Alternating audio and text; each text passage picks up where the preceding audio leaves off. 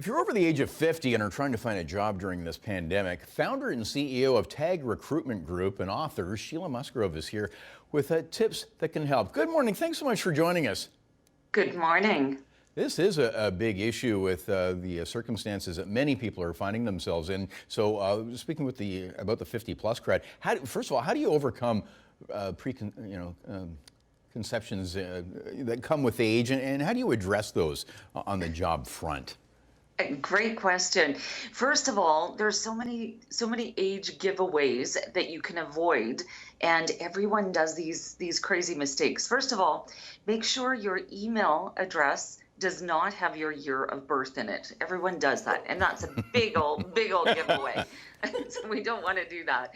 Secondly, you don't want to lead with lines like 30 years of experience. Don't do that. The other big mistake people make, which are dead giveaways on age, is going back to the beginning of time on your resume.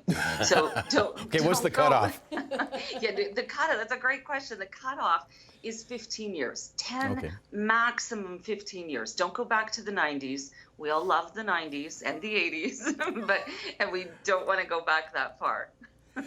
Now, an important thing here, too, again, with the pandemic, there's going to be gaps for many people. How do you address gaps in the resume? Great question. Life happens. Pandemics happen. Things that will take us away from our careers. So hiring managers and recruiters, we like to see current dates on a resume. But that, let's face it, that can't always happen. So you might have been laid off prior to the pandemic. Something might have happened in your life at that point. So rather than leaving an old date, let's say 2019 was the last time you worked, don't leave an old date. Rather, put a placeholder on your resume. So think of using one of these words, the word sabbatical, the words caregiver responsibility, career pivot, or maybe it's caregiver or out-of-country responsibilities. And then put that on your resume and do a start and to present, just as you would with any other position.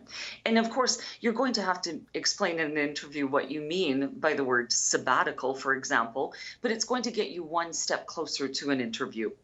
Okay, now the traditional resume is kind of out the window. I'm actually looking at your book behind you, and one of the points in the book is that most resumes fail within 11 seconds. That's how long you've got.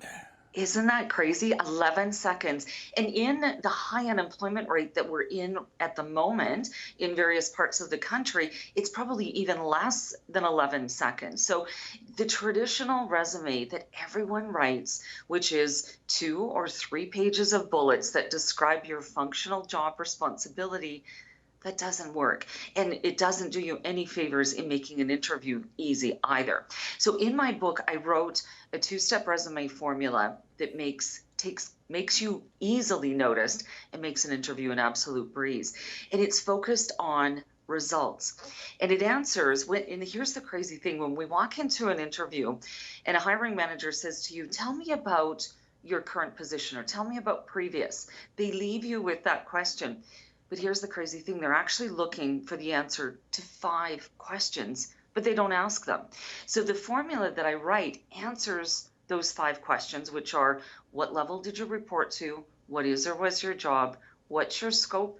How many other people did what you did? And ultimately, were you successful? So that's the formula that will absolutely get you noticed in amongst all of those other resumes, and it absolutely will get you more than 11 seconds. Yeah, and short and sweet. Mm-hmm. Absolutely. Yeah. Okay. Well, you impressed us inside of 11 seconds.